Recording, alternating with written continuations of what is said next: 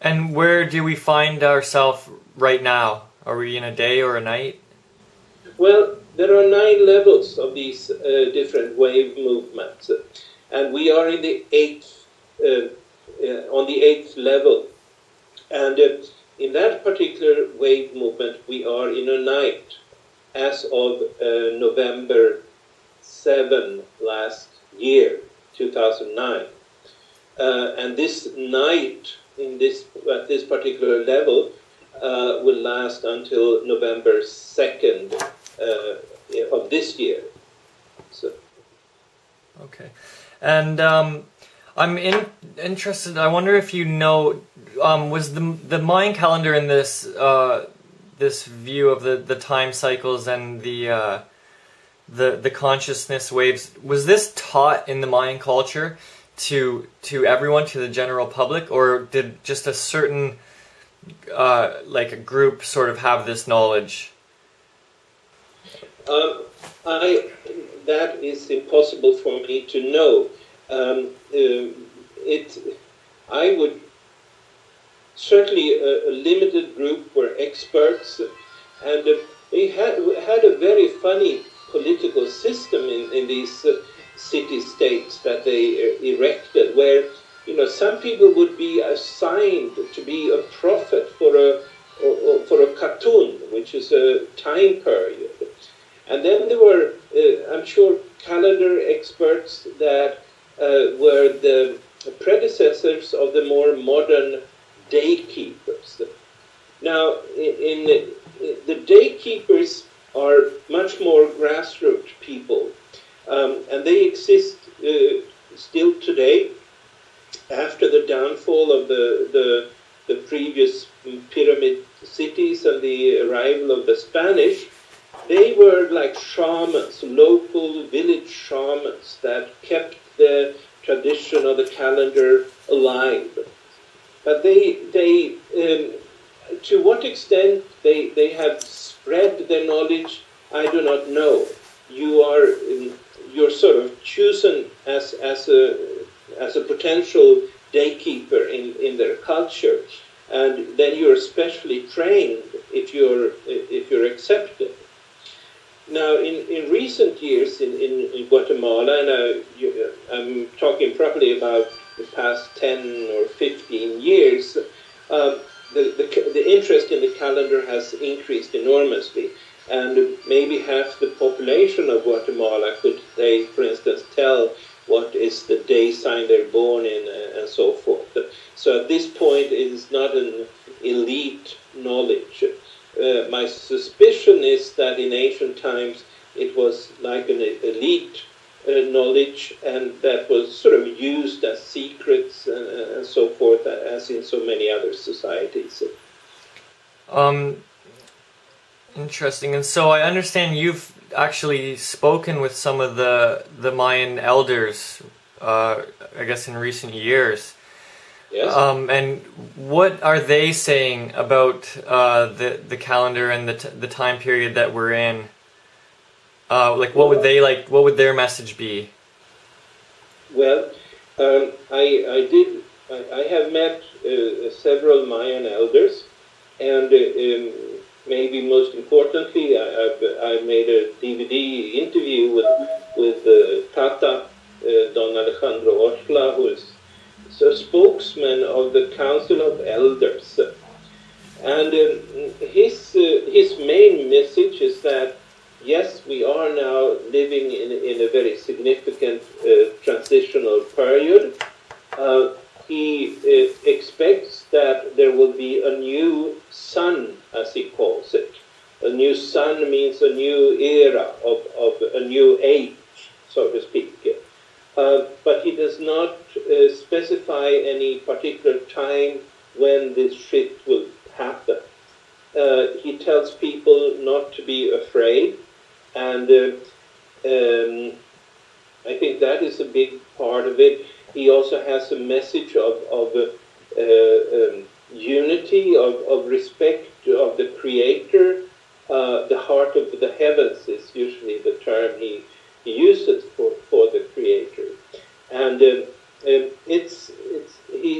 you might say that he and other day keepers down there, they are not so preoccupied as myself and most other people in the modern world about this coming shift. To them, every day is a day for worship, for fire ceremonies, for honoring the day lords, and so forth. They live on much more, you might say, in the present and the daily energies of time. So the Mayans, sort of originally and now, they believe in a creator god, a singular creator god, or do they have gods? Well, I certainly today they have a singular creator god, and this becomes very much a matter of interpretation, so to speak, and probably it depends on. If you go to ancient times, it probably depended a little bit on the sophistication of the people. It's in ancient times there were many what they would call tiku, like bolon tiku, the 9 gods, but when we